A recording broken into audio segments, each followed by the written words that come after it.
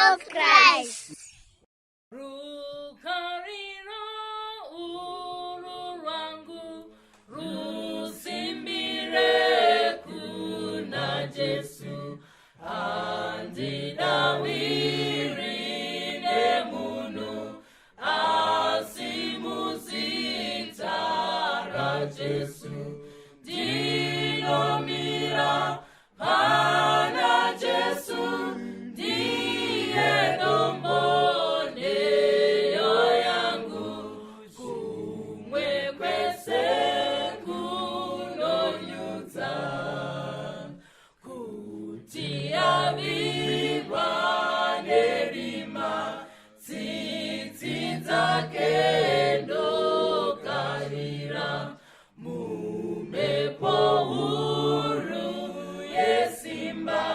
ruoko rwake ndobata,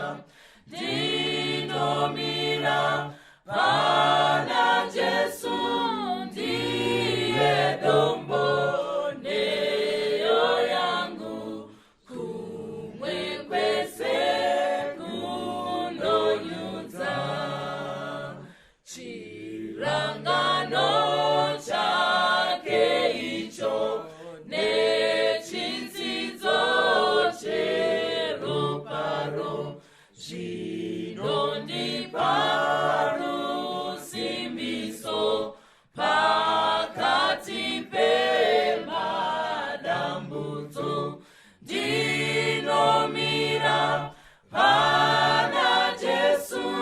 ndiye domboneyo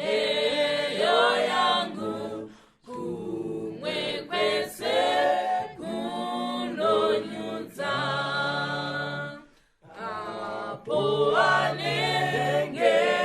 ouya netsuri chazoridzwa, ndinoda kuti ndimire